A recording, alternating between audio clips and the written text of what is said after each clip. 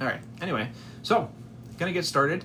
I've started this new project. I'm gonna start doing these kind of morning reports on what's been going on in the news, and hopefully that is something that is useful for people. I hope that you guys like it, and then also I'll be doing more in-depth stuff throughout the day. I have a feeling that the first few days while I'm working on this, I will probably be doing a little bit less of the in-depth stuff because it takes a lot to get. I'm still working on getting the process going on this other thing. So anyway, but it seems that people, if you saw it, I hope you guys saw it. I hope you liked it. I hope it looked useful. And I think that particularly now, we seem to be getting past the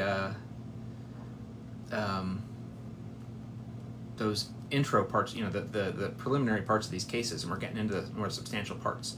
So I think we're going to start seeing some more interesting stuff come around, and so it's good to keep track of all these different things going on, and try to come up with better ways. Hey Ted, how's it going?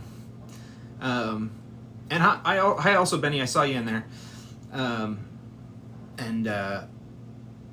There's just too many cases, and so many of them are on similar subject matter that they start to bleed into each other. So keeping track of all of them is very, very difficult. So hopefully, hearing little refreshers are going to help make that a little bit easier to track and to stay on top of, and to make them not seem, when you hear them in the news, it's like, oh, which one is that? They all kind of run together. Hopefully this will help pull them out a little bit, make them a little bit clearer. One of the things that I heard yesterday in response to, I did a dive. Thank you very much, Rhino. I appreciate it. I did a dive on, again, I got to watch my, what do you call it?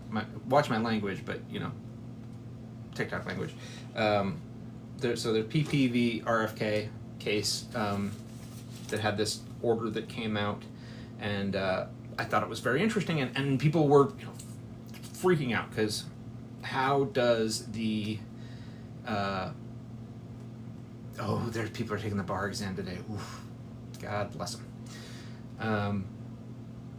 Because this really did look, when I first heard that someone had blocked part of the budget, I was very surprised because it's not something that happens very often. It's just not so I was interested to see what the arguments were. And when I saw Bill of Attainder, it was like, whoa, you don't see a lot of people talking about bills of attainder. That is kind of a rare one. So I did go in, but I was a little bit more excited, I think, about giving you guys some information on bills of attainder and teaching you what those were, and a little bit less excited about talking about the case. So I kind of breezed through some of the facts of this case and some of the arguments of this case, which led a few people to say, well, this argument doesn't seem that strong. And so it didn't, because I kind of breezed past it. I was really trying to talk more about what a bill of attainder was, because it is just so rare to see that. First day of law school in 2 weeks, any advice? Okay, Epic, do you know, if you do not know what IRAC is, I've got a couple of videos on it. Go somewhere and learn what IRAC is. And if you can, practice it a couple of times. Get to know IRAC. IRAC, I call it FIRAC, Facts, Issues, Rule, Application, Conclusion. Most people call it IRAC, Issues, Rule, Application, Conclusion, but you're going to need to get very, very good at that. And so if you come in there already knowing what it is, you're going to be in slightly better shape than everybody else. And yes, Ted, bills against individuals, bills of attainder, okay, good, all right, good. You saw it. Yeah, the signal phrases are,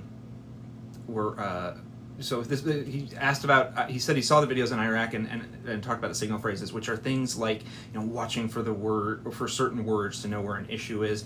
And also when you're framing an issue for yourself, my under, does, when, that I wish I could take credit for. One of my professors gave me that.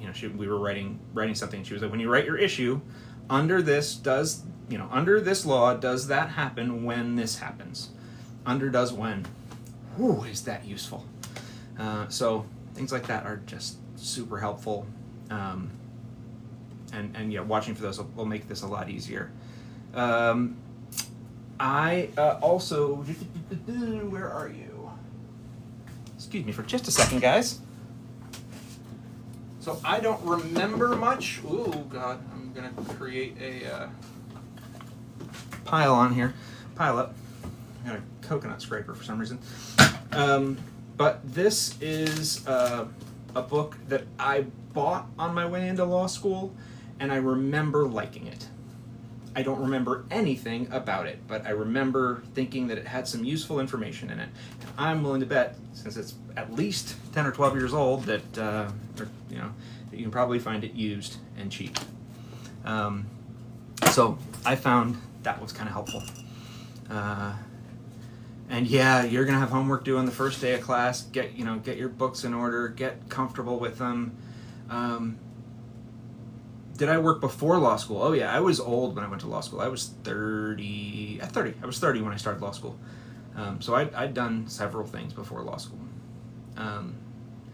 But the other thing, epic, and I was talking to somebody else about this the other day, is that first semester of law school, you are going to be a very unpleasant person to be around. Mostly, you're going to spend all of your time under does when unsweetened NTTs. Under this law does something happen when a particular set of facts happens. Under does when. But that first semester of law school, you are going to be not nice. And it's not about you. It's law students are the worst. And so warn people. If there's someone who you are physically very close to, like living in a house with, warn them that you're going to suck. But it's really going to be that first semester. And then when you get past that first semester, you'll get better. But you're also going to spend almost all of your time with law students. You're not going to see anybody else. So, cried the first semester. It's miserable. The first semester of law school is miserable. I equate it to an insane physical boot camp, but all inside your brain. You have to rewire your brain in 2.5, 3 months, and it hurts. It is miserable and unpleasant, but it works. You come out. I always say that first semester they rewire, and then that second and even later it's like the Jell-O setting. You have to sit in the fridge for a while to stay where it is. So they kind of keep doing it for a while just to stay there. But it's that first semester that's just, ugh. But I'll whatever they do, you come out as a slightly different person, but you just think differently. And they teach you to think like a lawyer, which I'm trying to share in many things I can. Yeah, I loved it. By the way, I loved law school. It was hard. It was unpleasant.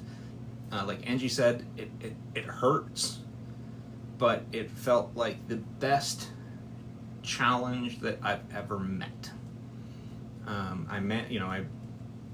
You didn't feel like you had the option of not rising to it, and you just kept going, and I always felt like I was doing something. I was learning every day, and yeah.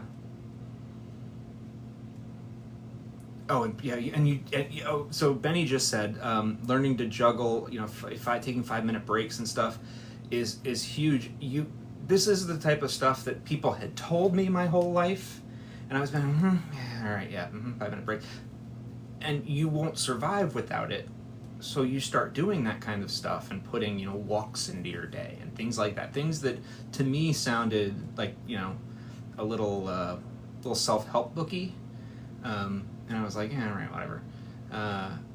But you start doing these things, and they some of them probably do improve a lot of different parts of your life. And Angie said it's very much do or die, but one of the things she's most proud of, and I agree, it is, I'm incredibly proud that I made it through that. I'd say one of the top few things that, all of the things that I'm really proud of all feel like things that I kind of survived, things that were just really tough and made it. I guess maybe that is what you're supposed to feel proud of, things that are hard to do. But that was it was tough. But I think it is. Some people do not like it. Some people love it, and everybody is exhausted by it. Be prepared for that. Start thinking about your space and about how you're going to do it. Okay, so Ted said Ted was almost 40 when he started law school. There were a few people who were two of whom are still very good friends of mine, who were they were good. I think they were maybe in their mid 40s when we started law school. So that was 2010. And yeah, we still talk. They're great people who I really like, and there were some people who were much older even.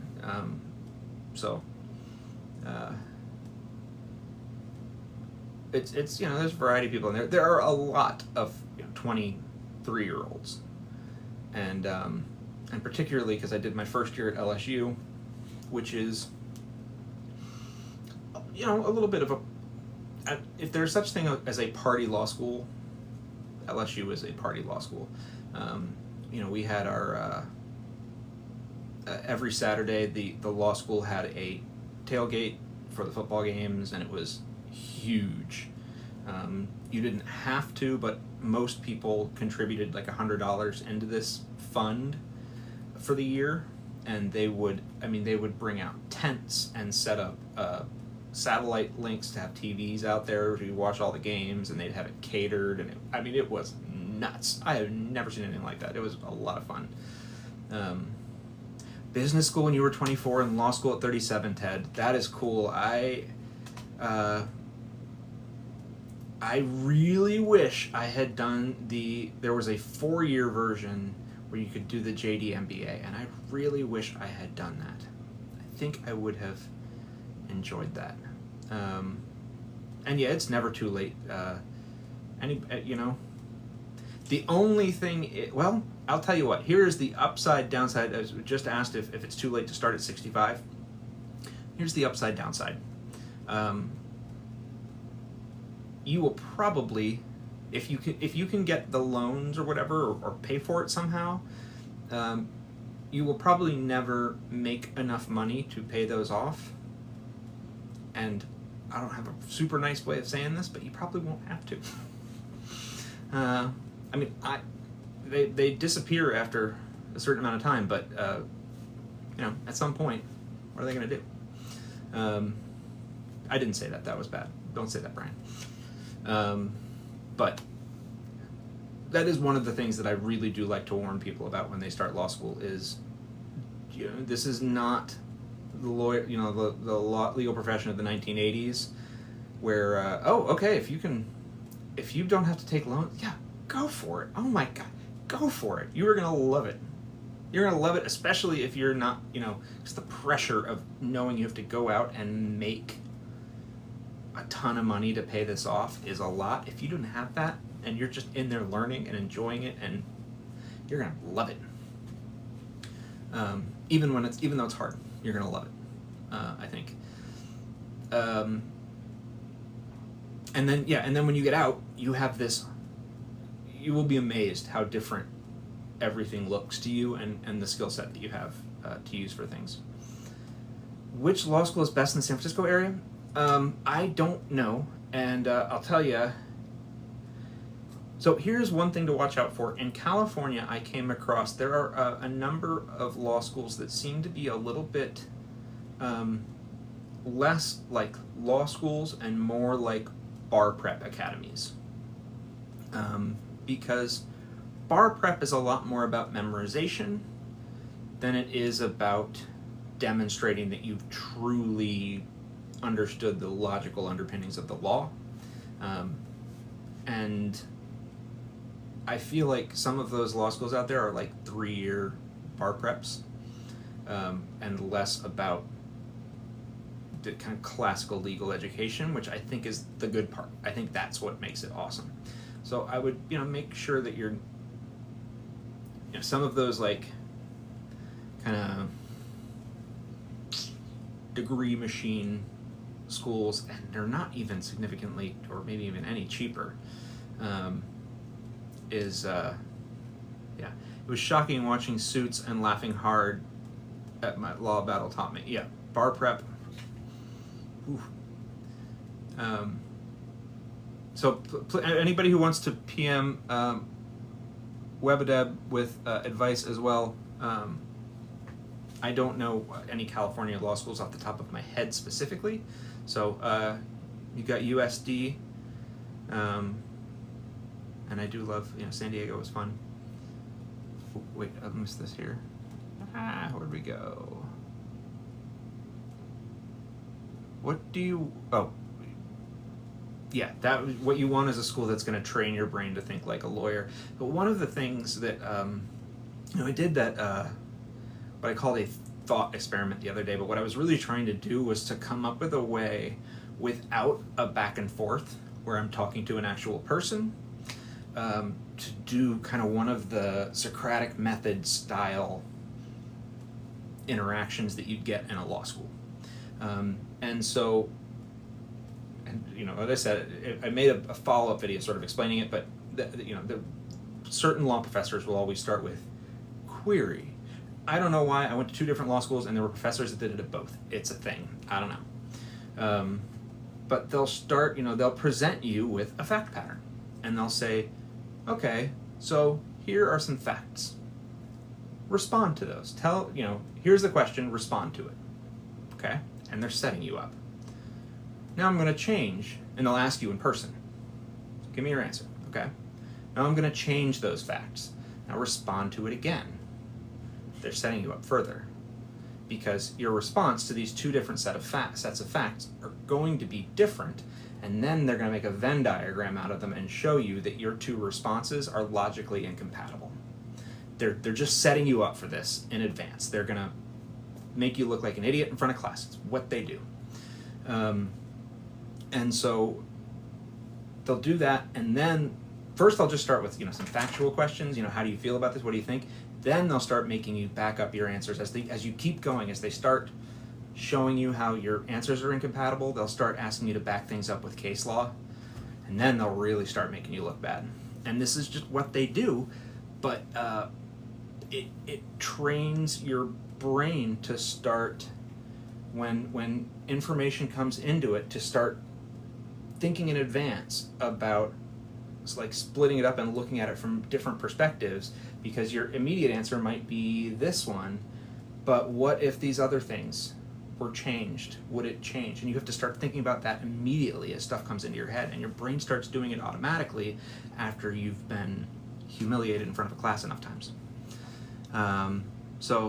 Okay, good luck with the dogs, Ted. Or sorry, no, it wasn't Ted. That was Webadeb. Good luck with the dogs. So anyway, that was what I was trying to do with that. It's a little hard to do when it's just you, but dogs have humiliated me often. Yeah, that's a good one. Oh gosh, you know what I miss. So I went to 2 different law schools. This was somebody just talking about the law library, and I went to 2 different law schools, and the second one, I didn't love the law school. It was, or the library rather. It was a little. I don't know. It was really well designed for. It was in a city, so not a lot of space, and so it was a lot of like little tiny cubicles. You could put your little laptop in there and work, and it was great for that. But the first law school I went to was designed in the 70s. And so it was designed before everybody had a computer, and what you need were a ton of books. And so they had these giant tables and a lot of, mustard yellows and oranges and things, and, fake, wooden panels and stuff. But just these huge tables everywhere. And all, unlike my second law school, which had a lot more stuff online, they didn't have as many books. The first one had every law book known to man. And I loved it. And the other cool thing was, when you were a law student, you were allowed to leave your stuff there overnight. as long as you marked it. You had to let them know not to reshelve your books. So I had my spot, and I had to, it was like on the third floor maybe, back in the corner, and everybody kind of had their spot. So all the people who worked around me were there every day. We all knew who was sitting where, and we all kind of would talk. And you lived there. You got there before for your first class in the morning. I think it opened at 7, and you get there when it opened, and you'd stay there till it closed, and just have the books everywhere, the piles of books, and then if you needed some of the books you'd taken off the shelves to still be there the next day, you just put a note on them, and they wouldn't reshelve them. It was so great. It was so cool. It really did feel like it was out of a movie.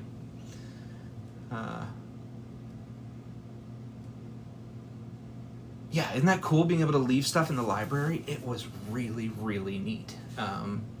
And I don't know if that was an official policy or not, but I think it must have been an official policy. And I know that other students. It was not open overnight, but it closed at midnight maybe, or 11:30, something like that. And there were a lot of nights that I would leave when they flicked the lights. And that was, so you just drag yourself home, and they knew how bad things were for us. So I think we must have had some kind of parking passes, and because we were right in the middle of campus. There's no way there would have been parking otherwise. So we were able to park there, and other students were allowed in there, but they were restricted.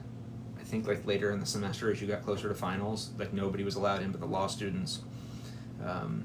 It was great. So it was a lot of fun. That felt like I was in a movie.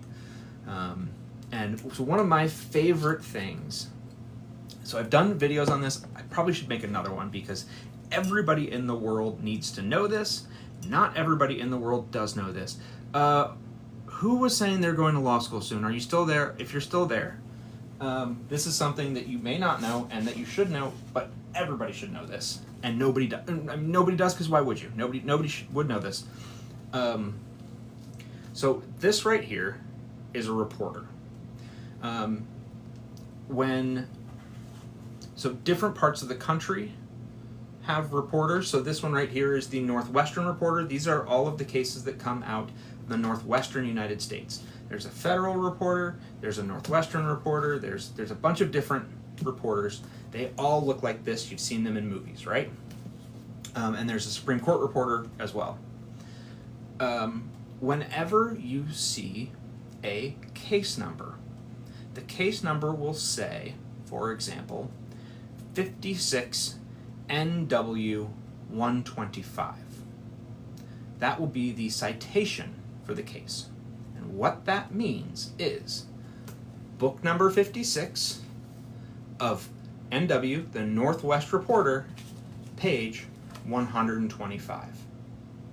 And so, whenever you see a case in one of these books, as you're going along, you see the case, State v. Cooley, 156, this one, 56 Northwest 129. Well, this is book 56, so it's going to be on page 129 of this book. And so you could sit there as you're reading and be like, ooh, I want to read that one too. So you'd run and go grab that book. And then something else would come up. You'd run and go grab that book. And so you have these giant stacks of these books sitting on your desk with the actual cases in them. You could just grab them. They were everywhere. And look at, whenever, talk about going down a rabbit hole, like a physical rabbit hole. So now one other piece of information, just to clarify. So this would be Northwest Reporter second series, because eventually they run out of books, right? So they start over again. So what this would actually be is 56 NW 2D, and then the page number. But whenever you see those numbers, whenever you see those citations, that is what they're talking about. They're telling you which book to pull off the shelf and what page number to go to in that book. And I feel like it is all online now, but for me, having the physical books is really important. I think it's way easier to have I don't know why, but I need the paper copy anyway. I can't read on a screen, and so either I'm going to have to sit there and print them all out, or I can just grab the book, read it, and when I'm done, put it back. And particularly when I had that deal where that, if I needed it for a few days, I put a little note in it, stick it there for a few days, and then when I was done with it, put it back, but I could keep it. But then I didn't end up with mountains of paper everywhere like I have now, because I have to print everything, which I know is part of me being old. But yes, it is all online now, and this is the interesting thing, is that today, if you want to look up a case, you look up 56 NW.2D and 156 or whatever. I'm just making these up. And it will pull up that case online. And so I imagine that fewer and fewer people, even who use these citations, know that this is what it means, that it's coming out of the book, and that's what that number means. But it's a really physical, visceral, it's a real thing. And it's actually, I bought this book online specifically so I could explain this to you guys. Because I think it is so important to understand. It's like one of those fundamental brain things about being a lawyer, that I feel kind of is like a giant wall between us and the rest of the world. How much is it each book? I think I bought that for $13 or $14 because it's not one that everybody wants. The Northwest Reporter, book 56. This is probably from, I don't know what year this is from. So these are cases from who knows where, from a really long time ago. A lot of them, Wisconsin. A lot of them probably aren't relevant anymore. A lot of them have probably been overruled by now, and so this one was not as exciting.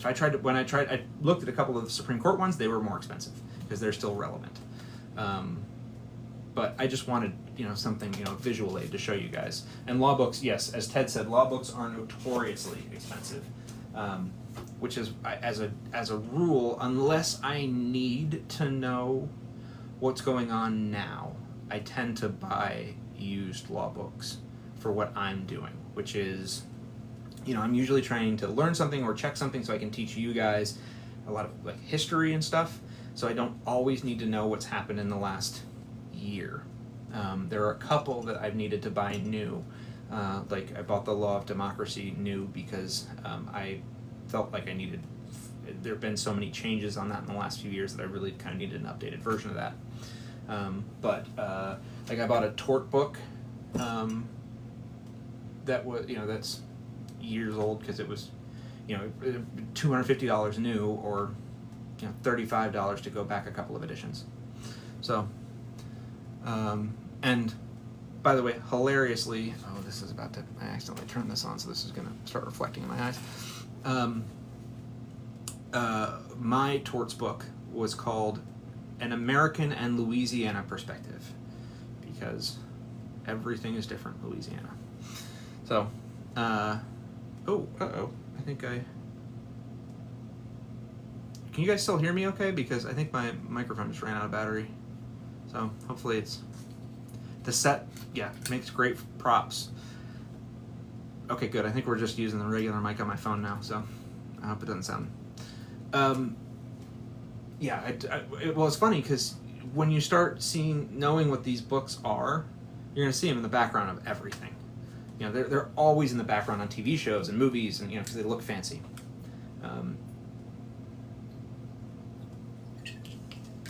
But yeah, I honestly think so that when I was in, I've told you guys some of the story before, but probably the third week of law school, I had this kind of epiphany where I noticed that it just kind of struck me how little of the stuff that I had learned in this short time period was stuff that I had known before. And as somebody who I thought was relatively well informed, I thought, how did I not know this stuff? Like, how did I not know all of this? And so I had this thing where I was like, if everybody in the world, everybody in the country knew what I've learned in the last 3 weeks, things would work so much better everywhere. And I thought, I have got to find a way to teach everybody I can what I learned in the last 3 weeks. And then I waited 10 years or longer, 12 years, to find a way to do that. So that was what brought me to TikTok. Was that has been hanging over my head for 12 years. I have written drafts of so many different things over the years, trying to find a good way to share that information. And I tried writing blog posts and whatever, and it just always sounded terrible. And so I'd work on it for a while and be like, this is awful, and I just put it away. I've just got drafts and drafts and drafts buried in my Dropbox somewhere. And finally, I just kind of started talking one day on TikTok, and but one of the, when I started making lists of the top 10 things that I thought everybody should know, knowing how this book system works was right up the top. I don't know why, but it just feels so important to know that one little thing. It just makes the law seem so much less scary when you see those citations and know what they mean in English. That they are very, very physical things, and they're just pointing you to a spot in the library. I think it made a really big difference. We should be taught how to do pro se in high school. I definitely agree, and there are so many things. Even just getting a full and complete understanding of common law. Pro se, Joe. Pro se means representing yourself in the law, and without a lawyer, being able to go in and represent yourself, and some basics on the ABCs of how to file and things. And one of the I have to be a little careful because once you are a lawyer, anything you say becomes legal advice, and I'm not allowed to give legal advice like this, and so I have to think through what I'm saying sometimes. And so things like telling people how to file things, I have to be careful with, because it's different in different places, and I know that. And so if I don't sit there and explain that properly, well, anything can be legal advice because I know it is. I know how many different facets of life the law works their way into, and so if you ask me something, I'm kind of always filtering it through my law brain. And so I gotta be real, and so for example, if I were asked, and people do ask all the time, how to file a particular thing, and one thing I really know, having worked in different jurisdictions, is how different the rules are everywhere, and not even just the official rules, but kind of the unofficial rule. There's just different ways you do things in different places, and telling somebody the wrong thing could get them in trouble. And A, I don't want to get them in trouble, and B, if they get in trouble and it's my fault, I should know better. So that it's kind of things that you kind of have to have in the back of your head. But that was just that was my brain caveating when you asked it. And Webadeb, this is what happens when you go through law school. And like I said, when you start filtering everything, that's this is what your brain does. I still cannot figure out how to get a pleading template for free. Well, that's so. What I usually say, what I do, is try to find another filing that's similar somewhere, and look at that. But usually, if you walk into, so you should be able to find a case file or something and look through it. But you should be able to go in often the clerks will have some sort of a form that's a really basic version that you can just write stuff into. And you don't have to use that, but you can realize what it does. Realize that, at the very least, is probably properly formatted. And so, maybe type that into your computer and work from there, and also maybe try to find some other filings that are similar, and see if you can get some crossover information on how to use those. Again, I'm watching myself a little bit. Do be careful with ChatGPT.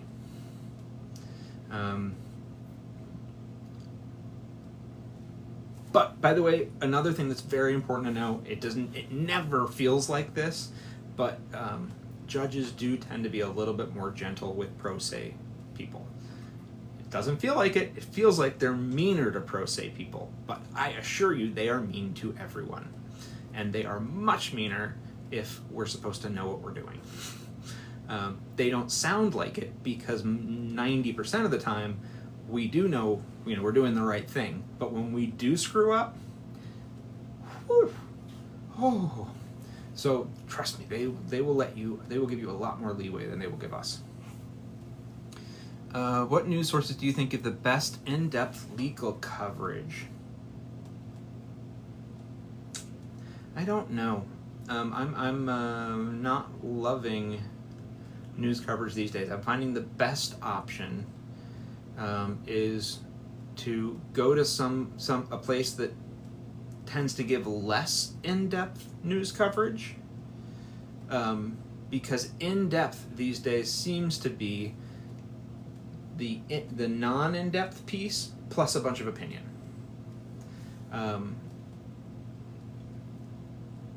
And that's annoying. So I look at, for example, and I don't even want to start this conversation, but Aaron Parnas has a tendency to just give you a very short, quick, this is what just happened. And he's usually, I think, checking like AP Newswire or something like that, which is another actually pretty good source because they're very short. And I find that BBC's good actually, yeah. But as a general rule, I tend to stick to those short guys and then be like, okay, that's the story. This happened. Okay, cool. And then if it's something that I'm particularly interested in, then I'll, remembering what actually happened, start looking at those more in-depth things and try to filter out some of the opinion. But that's exhausting. But it's just kind of the way things are right now. I don't know. I don't have a great answer to that because I'm frustrated with that. But whenever I go in, I tend to look at, like I said, AP Newswire, things like that are short. BBC is good. I forget about BBC. Hey, CC, how's it going?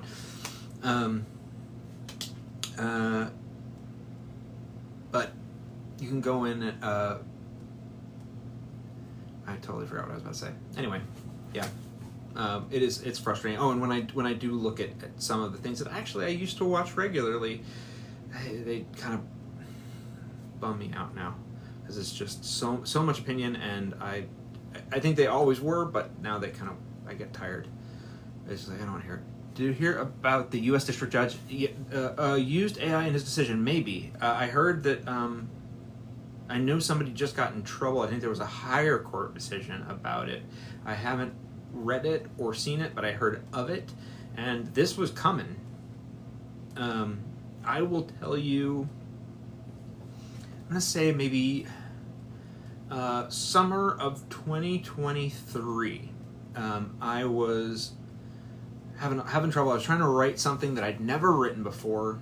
I had to write some sort of case filing that I'd never written before, and I was just and I was exhausted. I was doing like 50 things at once, and everybody was talking about this ChatGPT thing, and I thought, tell you what, I don't know how to write this thing. I have no idea what it's even supposed to look like. I'm going to ask ChatGPT to write this. I'll see what it gives me, and then at the very least, I'll have something to look at and see if it gives me any good ideas. And so I printed it out and took a look at it. I was like, okay, well, this brings up a bunch of cases I've never heard before, and interesting. Wow, this is interesting. And so I start looking up those cases, because I'm not just going to believe them. And none of the cases were correct. They were all either completely made up, or when it said, the case says this, I would read the entire case, because and it doesn't say that anywhere. And so I was like, okay, we are not getting anywhere near this thing again. So I have been very standoffish. There are things that it's great for me, things like checking my spelling occasionally, checking my grammar, something like that. But I don't use it for new information because I do not trust it. I don't even trust it. I will allow it to sometimes summarize something for me, but then I use that summary to go check the original. I use it as a way of helping me read the original faster, but I am very, very, I don't, it may get better at some point, but right now it is not good enough to do what it claims to do, I guess. I don't know. So eventually somebody was going to get in trouble because it was way too easy. It would have been way too easy for me to just turn that thing in. And my guess is there's a chance the other side wouldn't have even read it. Would have been like, oh, wow, yeah, huh, how are we going to respond to that? Or they would have just responded to those arguments as if they were correct. I don't know. I that's probably not true, but fortunately, I'm not the kind of guy that does that. Claude Grok ran a bunch of AI model. Oh, and compare results. Okay. Plus, you can add files, law PDFs. Yeah, I haven't played with a bunch of different ones. I've just kind of, that experience kind of sullied me a little. I stepped back after that. That was kind of my first experience with it, and it changed the way that I saw it from that point forward. I always have that, having looked through that whole thing, I was like, ooh, this is dangerous. So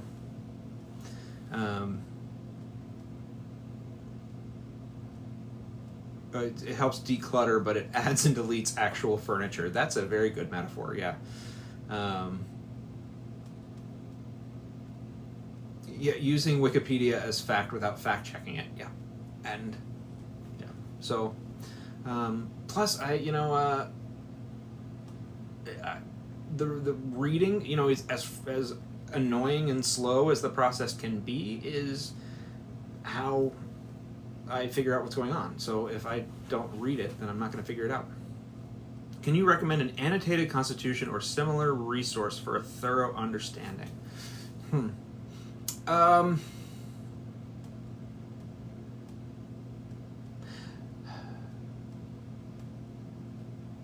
Okay. Let's see here.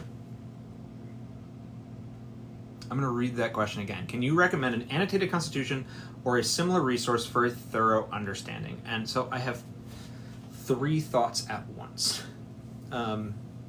One is learning how to read the Constitution, which is a skill in and of itself. And one of those things that, not just reading it, but reading it in context takes some learning and practice and that sort of thing. So that's one thing. Thing two is here we go. I don't recommend buying this because I think it's actually incredibly expensive. I inherited this one. But this is the Congressional Research Services Constitution. And it's you look up every clause of the Constitution and it tells you all of the active cases as of that year on and what the current law is on reading that particular piece of the Constitution. So that is sort of a reference to it. And then the third branch is sort of understanding it on a more personal level. And for that answer, so the first one I don't have a great answer to, because that's one of those things that I don't have a single answer to, but I think it's at least worth keeping in mind that that's part of the process, is learning, you know, how to read case law and how to interpret case law and how the Constitution interacts with other laws and how all that stuff is just sort of a part of the process, just kind of understanding that. Other thing, this is Akil Reed-Amar's America's Constitution, and I love this book, and it kind of goes through different clauses and kind of talks about where they come from, what the history was. You know, it sort of starts with, let's see here, where was it? What did it start with? It started with something really interesting. Like the very, very beginning of it is talking about the only two places in the Constitution that use the first person. The Constitution starts with the word we, and then there's one other place in the Constitution where they use the word I. And he talks about what that means. The fact that they say we, and then a little bit later, which is the Article 2 where they lay out the swearing in ceremony for the US president, he says I. And kind of what that means and the history of making those decisions and all that. I mean, just an interesting way of thinking about it. I find this book fascinating, and I've really enjoyed reading it. I read it in little fits and starts, and I'm all over it. I don't read it in any particular order, and it's full of notes and underlining, and but I think it's a great book. I think it's a really interesting book. He's a Yale professor, but I think it's really pretty readable. It was actually, I found it because he was recommended by Lawrence Tribe, who I also enjoy, but is really hard to read. And so I was like, oh, I don't know if this is going to be another book that I'm just going to get stuck on page 3 of and never get past. But I found it's really very readable. So, America's Constitution, a biography. Akil Reed-Amar. Really quite an interesting way to get to know the Constitution. Can you recommend a constitutional narrative book that talks about the background and context? Well, that's a good one. And then the other one, there's another one that I'm reading right now, also by the same guy, because I liked him so much that, so it's called The Words That Made Us, which is more kind of a book on the dialogue of the country, and I think it is, I forget the years that it covers, but it's like, you know, late-ish 1700s into the almost the mid 1800s, and kind of like the kind of quotes, conversations, things that we have written down, and it sort of talks through them. So famous people that were involved in writing the Constitution and creating the country and creating some of the big changes in the country. When we have first-hand knowledge of actual conversations or writings from them, it focuses on those, which is really another very interesting thing. It is written very differently from America's Constitution, which it almost sometimes feels like a late summer read. Like, it's a really easy to read book. Words That Made Us is a little more intense. Yeah, both great. And both by this same guy who I'm really just so glad that I found. Really very much very happy with that. But those are methods of getting to know the Constitution better. I think that third or that first prong, unfortunately, is probably the toughest to learn, and it's also really important and hard to get across. It's one of those things that I'm not even sure. I feel like my relationship with the Constitution has really evolved over the past. It really evolved while I was an assistant attorney general, because I had to answer a lot of constitutional questions, and so I started to really dig in on a little bit less learning this stuff because I had to, and learning this stuff academically, and a little more putting the rubber to the road. And when someone when a piece of legislation comes across your desk and they're like, oh, can you approve this or whatever, and you're like, I think this might violate the U.S. Constitution, but I'm not sure. I need to go get to know this better, look this up. And sometimes I was wrong. Sometimes I was absolutely wrong. But I needed to, go and figure out what the edges were and get to know all that stuff. So that really kind of changed my relationship with it. And then starting to try to teach it to people here has also done a lot. Curious why the founders didn't make it easier to read. Here's my theory on this. The Constitution is short. If it were, do I have? No. It's short, and it's survived 250 odd years because it's short and a little vague, and able to flex. If it were long and extensive and explained every situation and unwilling to bend, it would have cracked by now. France is on, I always forget what number, how many constitutions they've been through in the same amount of time we have. Part of me wants to say 5, part of me wants to say 25, but regardless, it's way more than we are.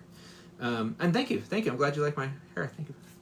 You're like, I like your context and your hair, and I'm like, all I hear is the vain part. So I think that if the question of whether they made it clear or not, sorry, I got to do this thing or it'll turn off. I think they made it, they wrote it to be, they wrote it as guardrails. They wrote it as a series of guardrails, and not as long, inflexible, rigid. All right. They wrote it as a series of guardrails to kind of keep us inside the bounds without writing a bunch of really specific rules, and that's by design. And they were anticipating change. They have to have known that things were going to change over time. And the English Constitution, which is it's different. It's not a single document. It's a bunch of things, some of them unwritten, that kind of collectively make up a constitution. But they were going to sit down and write a single piece of paper that they wanted to last, as knowing that things would change. So yeah, deliberately vague. Benny hit, deliberately vague to accept nuance. I think that's the point, a little bit. And so what I think they tried to do was, rather than give us a bunch of really tight, specific instructions, they tried to think of ways to set up bumpers on the outside to keep us from getting too far out in the left field. And my favorite thing that they did, and I just absolutely love, is the idea of setting up two houses of Congress and coming up with a way for them to despise one another. To take two different houses of Congress, one that was, the House of Representatives by design is going to have farmers in it. because each state is going to have some districts that are all farmland. And then the Senate, by design, is going to only have aristocrats. You know, because even though, you know, we changed how we did it from then to now, but either way we do it, it's going to be kind of it's going to be people chosen out of the whole state, people chosen out of whatever, but it's going to be a decision made by a bigger group of people. They're only going to have to get a much smaller group of people on their side. They're not going to have to appeal to the farmers to get those jobs. And so those two groups of people are going to despise one another, and then we're going to make them agree on everything before any piece of law gets written. That was a really smart idea, because it ensures that we constantly have a fight going on, a debate going on, and we end up with stuff somewhere in the middle. I think that sort of thinking was why it's lasted. So, yeah, people operate the machine. It's not an automated system. And there are a lot of things that work against the system. Gerrymandering is one of those.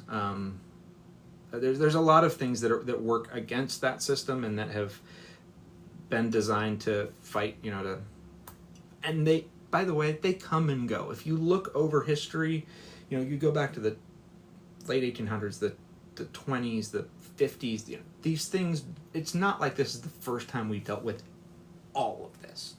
Things shift. So yeah, keep that in mind, is that sometimes these things do sort of go back and forth. It's one of the things that I'd kind of forgotten about until recently, because I've been really frustrated by the media and by the news media in particular, and how it's become this very, because of the importance of selling the news, it's had to become so entertaining, and as a result of that, it's become less newsy, and how much that bothers me. And I'd forgotten about studying the rise of, I forget what what the era was, but the whole yellow journalism era, where it was it was the same problem. It was just 100 years ago, and it was newspapers. But it was the exact same problem. There were a ton of newspapers everywhere, and they were all competing, and so people were trying to make the craziest thing they could. Sorry. Hush. And so things started to get more and more outlandish. So this isn't, some of these things have happened before. Yeah, the Hearst papers, and then things change. People finally have enough. We start making laws. We get it under wraps for a while, and then we forget. And then we start, relaxing the laws and things. So I don't know if things are better, worse, whatever. I'm not saying any of that. Just saying that sometimes this stuff has happened before. Yeah, Hearst and the Spanish American. There's some really fascinating stuff related to all of that. One of the things that actually that I learned from this book that was kind of the how the 16th Amendment came out of the last the Gilded Age, and sort of a response to the well, thank you, Webadeb. I'm glad to be here. How the Gilded Age, this kind of extreme concentration of wealth, and combined with kind of a lack of concern for the working people, that you had a few people getting all the money, and the people who were building their wealth being very poorly taken care of. And there's a lot of case law at that time too, this whole Lochner. So there's a Supreme Court thing that goes along with that, but and so in response, the eventual, the 16th Amendment, this is his theory, not mine. I wish but that the 16th Amendment is written, 16th, 18th, 16th, legalizing the progressive income tax in order to start shifting some of the money from the top back down towards the bottom into social programs, and to build infrastructure that more people could use. And that is kind of the direct result of that. And I just never thought of that, and I thought, and I don't you want to accept these theories just, somebody says that makes sense, and so I accept it. But it was a really interesting point, and so I started looking into that more and reading some articles on that. Just fascinating. And yeah, so yes, history is an amazing narrative.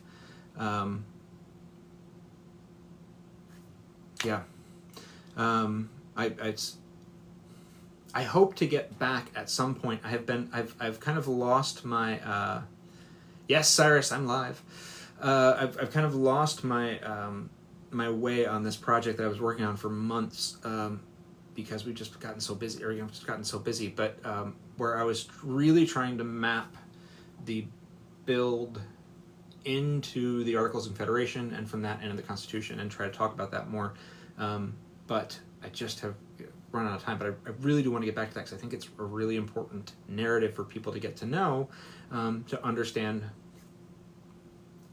where a lot of these things came from and why they're there, because so many of them have a logical thing. Like, we know why we did things, and so it's good to understand that.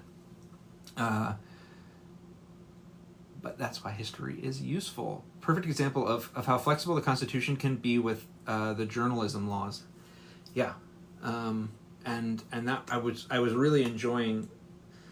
Somebody got a little frustrated. I forgot somebody that when I did my video on defamation, that I kept talking about the First Amendment. But the thing is that almost all First Amendment cases, almost all defamation cases talk a lot about the First Amendment, because it's a lot of the root of it. So the journalism laws and all of that, they're just so interconnected with defamation, and originally seditious libel in the 1600s comes from the exact same. They all come out of the exact same idea. So just give you guys a little bit of an update for. There's two things going on. One is that I am starting to put these, Attorney Di recommended that I start putting these lives onto YouTube, so they are going over there. But I'm just dropping them on there. I was like, it's going to be so much work to reframe. She was like, don't worry about it. Just put them on there. People will watch them or they won't. I was like, okay. So put them on there. And then the other thing is I am starting to do these I'm going to try to start doing these morning reports of what's been happening in the last 24 hours in the news. So just so you guys know, that's all coming, and that's what I've been working on. So you will start seeing those regularly, and I'm also going to try to stick to doing at least every few days some more stuff on Robert's Rules, because I think it is important. I think keeping an eye on Congress over the next few months is going to be worth doing, and even though I know Robert's Rules is not a direct, parallel, but I think it is useful to kind of understand what's going on a little bit. So I'm looking through there for things, for gems in Robert's Rules that I think are the sort of things that I see when I watch Congress, and things that might explain some of their actions, and so to put some of their things into context. So that's those. I'll be putting those up as well. So that's just things you're gonna see coming from me, and I'm also gonna try to do more lives, but you can only do so many things. But so part of this is that I'm working on. Does Congress use or adopt Robert's Rules? So here is the deal. I will explain this, because I think it's kind of interesting. Thomas Jefferson was the first president of the Senate, because he was the vice president, or maybe not the first vice president. Whatever. Anyway, he was vice president, president of the Senate, and they had basically no rules. It was a mess. And so he decides, I need to write a rule book for this. So he looks at Parliament, English Parliament, and writes a set of rules for the Senate based on Parliament. And that becomes the original rules of the Senate in like 1798 or something like that, 1797, something like that. Then, it must have been 17, anyway, whatever, doesn't matter. And then a little bit after that, the House kind of adopted their own version of that as well.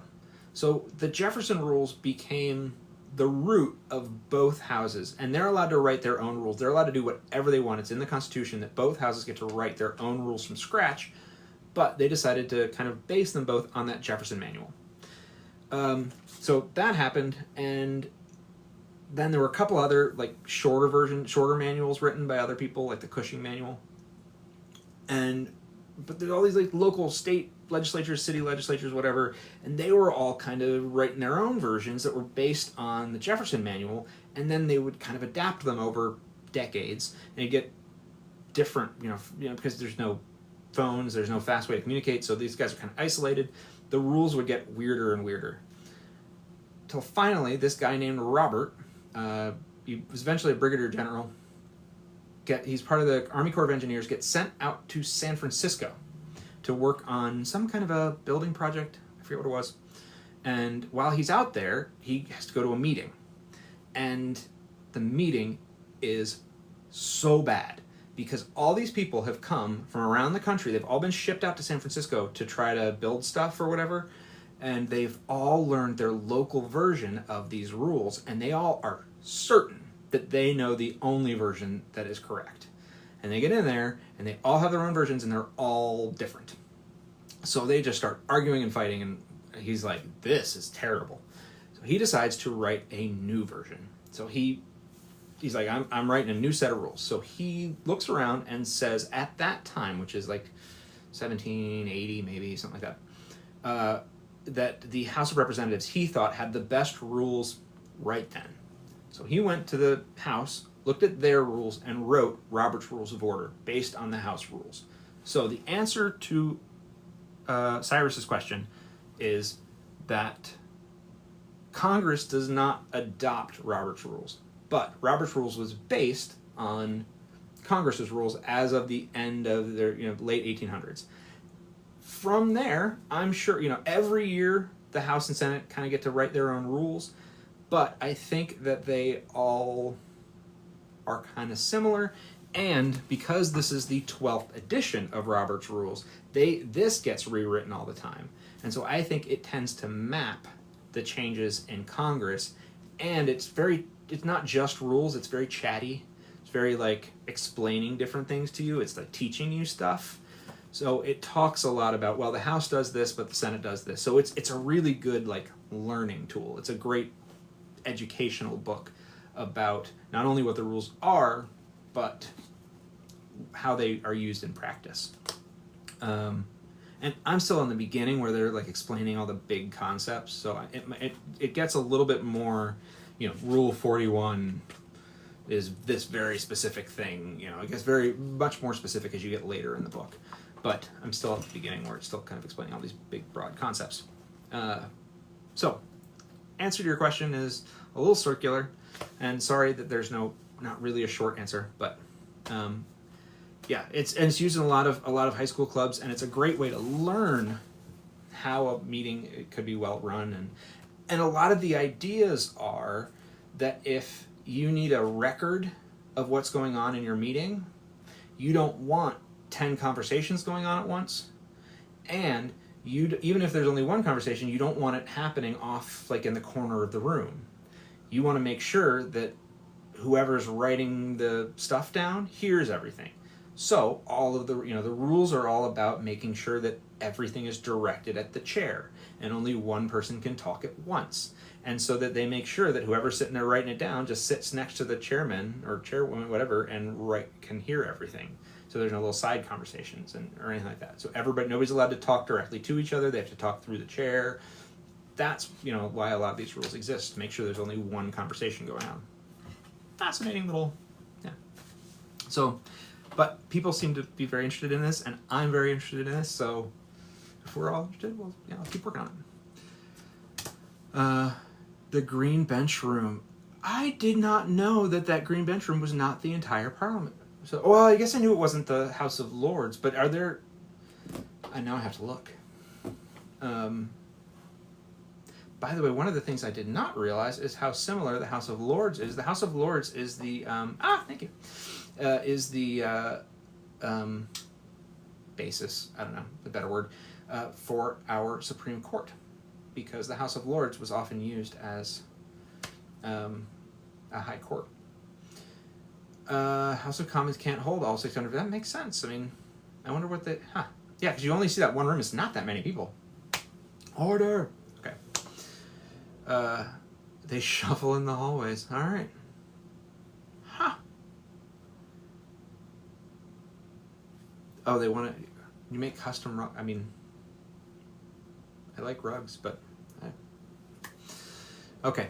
All right, guys. Tell you what. I am going to wrap up now for the day because I always say an hour. I never stop an hour. But I'm going to put this on the YouTunes, and I'm going to do another morning report in the morning. It's still taking me a little while to get all the stuff together, so I haven't quite gotten a system down perfect. So it's probably going to be late morning by the time I get it done. But so keep an eye out for that, and thank you guys, and absolutely Webadev, I'm fully in support. So and thank you, Cyrus. Thanks for coming by. Thanks everybody, and I will see y'all soon. All right, have a good one.